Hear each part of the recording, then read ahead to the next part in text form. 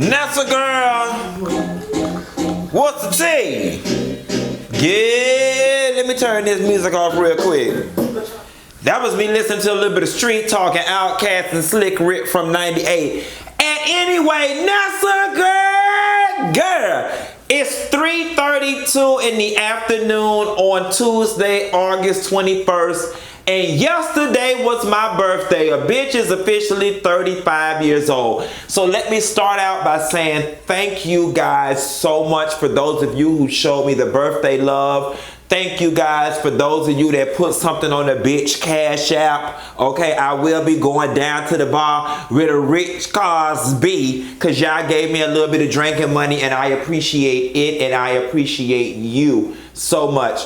Unfortunately, dealing with black families, my birthday was ruined yesterday. I really didn't get to do anything because my mother fell short on raising my brother, and now at 35 I'm stuck picking up the pieces of his 25-year-old ass, and I was stuck yesterday having to run around and do administrative stuff with him all day and all today as well. This is why I'm just getting back home, as hot as it is outside, to talk to y'all about Insecure. So listen, we're going to use today to get through the Sunday shows, which is Insecure, Basketball Wives, Potomac Reunion, and I'll use tomorrow, Wednesday, our makeup date to hit y'all with the Monday shows, which is Love and Hip Hop. What else come on Monday? Whatever else the hell we watch. I got to check my DVR. At any rate, let's just get into this episode of Insecure from last night. So first and foremost, the episode starts out with the bullshit. Issa is getting denied from all departments. I felt really bad for it. Then it didn't make it any better that she's texting Daniel, you know, hey, I ain't seen you in a bit. And this nigga being an asshole, being just dry as fuck. Dry for no reason. Then to top things off, Daniel got an attitude with Issa. She cramping his style. She up in his place. Then his homeboy ain't come through with the producer connect. Now, is it me, or do we always got that one friend that's always flogging like they this and they that and they know this person, we can get you in the club, and the shit never come to fruition? I swear I got about 2 or 3 people that me and my group of friends can think about. They know every damn body is so damn popular and always be at the hottest, this, that, and the third. But when it's time to put your money where your mouth is, the motherfuckers always come up short. Shout, baby. S-H-A-W-T. Shout. At any rate, speaking of money and coming up short, hey, Kelli. Y'all, I'm mad because I wanted to see Kelli from episode 1, but I'll take her where I can get her, baby. Now, I didn't know. I've watched season 1 and 2 of Insecure. I don't know where the fuck I thought Kelli worked, okay? Quiet as it's kept, Kelli is the one that comes off like she would be the irresponsible friend that's in between jobs, that's working retail assistant management trainee, but mama got a desk in her own office, and she over credit and counseling and bankatory affairs. Yes, God, Miss Kelli, go in and let her. Let me tell you something. There's 2 things they say the fat girls got: good jobs and good pussy. Do Jesus. Come on, Kelli. We see you. Kelli is a good catch, honey. Kelli will let you finger her under the table down to the restaurant because she did it last season, but she'll get up and go to work in the morning and be all professional and cancel people on their credit. I know that's right, girl. Big girls is freaks too. Bitch, I could be a freak until the day to the early morning, and we can bump any time of day down to the bank. I know that's right. It was funny as hell though, trying to watch Kelli counsel Issa and looking at her finances and telling Issa, mama, you ain't got enough money to move out, and before you even fix your lips, I'm not co-signing for you. But Kelli told Issa, right, you need to try to stay with Daniel as long as possible and stack your money, or go down to the Craigslist and get a damn roommate. Quiet as it's kept, I'm not. How much money is Issa making at Wheels on Wheels? At Meals on Wheels? I'm so tired of Issa in this Meals on Wheels job. I don't know what to do. Like, girl, I know you want to do community activist work, but that work is very honest, but it ain't paying the bills. Like, I almost rather Issa sell weed than to be dealing with that bullshit down to the damn job. Now, something I want to get in Issa ass about, Miss, who are you voting for? I'm voting for who are you rooting for tonight? I'm rooting for everyone that's black, but your brother's sitting up there with that white ass boyfriend, Miss Executive Producer, Lady in Charge, who wrote the damn show. You know, Issa, I ain't gonna give you the blues too much, because one thing I do like about Insecure is that the show, you try your hardest to keep it true to real life situations, and your brother give me that he like his dick like this and not like this. So we gonna let it slide, but I was side-eyeing the fuck out of that white boyfriend sitting up there with that boyfriend talking about, hey Issa. No, Issa.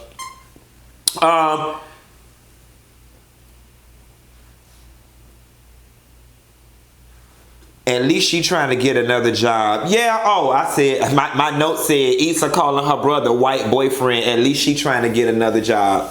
Because she did call her brother for a place to stay, and that's right. Issa took my advice from episode 1. Bitch, leave Meals on Wheels, because it ain't paying enough. So she called about a property management position, quiet as it's kept, with all the shit she went through down to the dunes for the first 2 seasons. Yeah, Issa know how to run the property. And here's the gag. I almost need Issa to move back to the dunes, because I need the crazy neighbor, the one that couldn't pronounce words. Like, we need him back. So I'm going to need you to move to the area and run into him at the farmer's market, or down to the Rite Aid, or down to the lift. But we need the neighbor back. Daniel at old girl's house. So listen, Daniel was at Lil Mama house. He was over there for 3 days, and Mama was on her computer not paying Daniel a bit of attention. And she was like, so, you know, you've been over here for 3 days. Like, you know, I'm leaving tonight to go out. What you gonna do? And Daniel's face looked like, I mean, bitch, I thought I was gonna kind of parlay and chill here. And Mama said, no, my goddamn money. She said, bitch, you won't lay your frowsy ass up in here where the fuck I pay rent. I just wanted to fuck in a little bit of love and affections, like Future and Rihanna said, love and affections, love, love, love, love, love, love, love, love, love, love, love, love, love and affections. That's all she wanted. And she said, after you gave it to her, baby, carry your ass back home. Whatever going on with you and your roommate, y'all need to figure that out, but you ain't finna parlay up in my shit. Not with my goddamn money. That shit was funny. The gag is, though, you could look at Daniel's face and tell Lil Mama was nothing but a placeholder. He was not challenged by her. He almost, I saw regret wash over his face. I just got the vibe that he was feeling like, man, what the fuck am I doing here? Who am I fooling? I'm not even into Lil Mama like this. Issa calling Daniel for more time. Y'all know that had to be a hard ass phone call to make. And when she called Daniel, you could tell Daniel didn't want to say no. That's his girl. He loves Issa. Like, honestly and truthfully, I think if Daniel could have his way, he would make a life with Issa. But he had to put himself first and basically say, I'm not finna allow you to be up in my space playing with my emotions because they make you cry sometime. All right, all right, all right. Shout out to G.I. Shazam and Dino. H-Town for all you young hoes who don't know the good music. First time I felt emotions when I came out my mother's womb. Sing, Nessa. I cried, and at the age of 5. Okay, I ain't gonna give y'all too much. I'll be seeing y'all critiques and the thing, but I've been working with Miss Jan, and I just have to show y'all my progress. Never mind. At any rate, Daniel said, nah, boo. You not finna do that. You cramping my style. It's convoluting things like, nah, little mama, you gotta go. You gotta go. Old girl having an issue with it. And Issa was like, damn. Which leaves me with the question. At that moment, why didn't you take your ass to Kelli house? At that moment, why didn't you call Molly and be like, girl, can I do the 2 or 3 weeks with you? Or why didn't you call Amanda Seals' character? I'm just not understanding. Or better yet, Issa, why you didn't carry your ass the fuck home? Where your parents at? I mean, I know you got a grandma with an extra room. Everybody got a grandma with an extra room. Or a big ass sofa and a pot full of food in the goddamn kitchen. Like, now you talking about keeping it real, Issa. That's what happens. You go fool la la with a friend for a little bit on their sofa, and when that shit don't work out, you finally just wave the flag and carry your ass home. Issa, you need to carry your ass home, girl.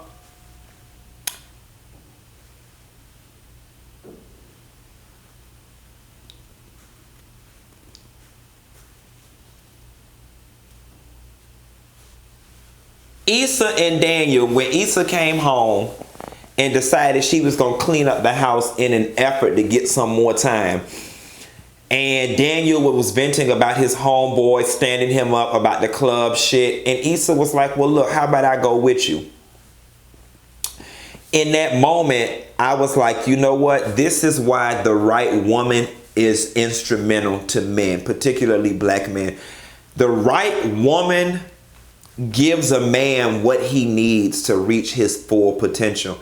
And Issa saw all that pride and all that ego, because Daniel had so much pride and ego that the shit was fucking annoying me. I'm like, nigga, you finna let your fucking ego keep, let me stop cursing, Lord. You finna let your ego keep you from going where you need to go. And Issa was like, I mean, listen, if you need a wingman, you need somebody to fall through with you at the club, I'll do it. Not only did she do it, when they got to the club, his pride got to acting up. They couldn't get on the list. She knew Khalil. She was like, you know, Khalil, what up? You know, she worked that. Then when they got in the club and he needed to go talk to Spider, she was there again. She said, you ready? No, I'm not ready. Man, yeah, you go. She walked him down there to talk to Spider. Then she realized when Khalil was in the way, she purposely distracted Khalil. Like, Issa was on her job, and that shit was so hot because I was like, they work well together and she understands his shortcomings and his weaknesses. Now, what was sexy as hell was when Daniel leaned over in Issa's ear and was like, yeah, you know, I'm thinking about just adding some more instrumentation to Spider's music. Something like boom. There was something so sexual about him beatboxing in her ear. I had to pause the TV and go use the bathroom, okay, and fix me some water because I was getting all hot and bothered. But bitch, speaking of getting some water, let's talk about when they got down to the club and Issa had to go to the bar, and you know, you see Thug Trade Daddy sitting there. That Negro opened his mouth. She said, you have braces and they're green. And he said, yeah, they're green to match my money. I died. Then she looks back and Daniel's looking at her talking to this guy that she's got no interest in. So now he in his feelings. The two girls walk up to Daniel. Issa looks back, sees him entertaining them. Now she's in his feelings. Unbeknownst to each one of them, neither one of them want these strangers they just met. Lil Mama and her friend with the body card just wanted some weed, and when Daniel couldn't deliver, they was like, psh, whatever. But Issa didn't know that, and Daniel didn't know the nigga that Issa was talking to was a buster. But she did work him for 2 drinks, one for her and one for Daniela, or whatever the case may be. And that's what you're supposed to do, Issa. That's right. Flaunt it if you got it and use what you got to get what you need. But in that moment, I was like, man, both of y'all need to just stop playing with each other and make this thing official. Like Lil Mo said, let's make it official. We ain't getting no younger, baby. So I'm ready to be with you. Bitch, I stayed on key that time. Miss Jan working, hoe. It was hot. So Issa convinces Daniel to come down. Daniel gets in front of Spider. Khalil being there, Daniel's ego, knowing that he trained Khalil, but Khalil surpasses him, gets Daniel all choked up. He's got his one opportunity to talk to Spider, and he gets all choked up and gets marbles in his mouth and don't know what to do. And Khalil says, Spider says, well, you know my boy Khalil, so, holler at Khalil, and, we could make something shake. And you can see the look of defeat on Daniel's damn face. And I was like, fuck, is he or is he not gonna do it? And I love that when he and Issa went to eat, that she was like, what the fuck? Basically, get out your ego and your pride, and maybe you and Khalil need to work together. And I know you not finna let the fact that you trained Khalil, but Khalil popped off before you, keep you from this opportunity. Make it do what it do. Again, the perfect woman knows her man's strengths and weaknesses and knows how to elevate them, bring them up, and I loved that. One thing I gotta touch on before I close this bad boy out.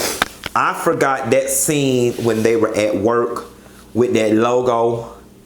If Issa did not capture the essence of a corporate work meeting, especially one with like relatively young people in it, she did that. That's how I can tell Issa has worked various corporate and odds and end jobs, because she captures that shit. And granted, I have not had a desk. I have not worked in corporate America in 8 years thanks to this, but I remember what that shit feels like. And I was just so overwhelmed with anger and anxiety during that meeting, because I was like, this is just what meetings be about. Everybody raising their hands, saying something just to say something and feel important. And when they was like, you know, in this racial climate, that white hand holding black children, I mean, it just looks kind of, that shit was hilarious. The whole scene was hilarious, and hopefully thanks to that damn logo, Issa can get back in good graces with her boss at Meals on Wheels. That shit was hilarious. At any rate, Issa and Daniel get home, and I'm glad that Issa is not, I mean, she's not giving us a severe Fitz and Olivia go back and forth love affair that, like, you know, every other episode they're not together, they having sex in the broom closet. Because I just knew, I kind of rolled my eyes. I was like, here they go, Daniel and Issa finna have sex. Here we go with this thing. He went over and massaged her shoulders, and you could tell Issa was not feeling it. She was like, you know, And then he was like, you know, I'm gonna be up for a while. You can go sleep in my bed. Issa said, bitch, you ain't finna me too me. Bitch, I've been drinking too. I've been drinking, but I ain't trying to drink no damn watermelon, okay? Nevertheless, you know, I like that she got up and walked over to him, and I thought she was finna initiate sex, and she sat down and took interest in his work. And then I got mad because the shit went off, okay? Is it, man, this shit go off too quick? Like, it feel like just when I got into it, Issa sat down and the credits started rolling. Nevertheless, that's a girl that was insecure last night. Drop down in the comments and let me know what you think. And y'all hoes, be sure to like and subscribe. And I'm going to call y'all back next with these Real Housewives of Potanka. Bad.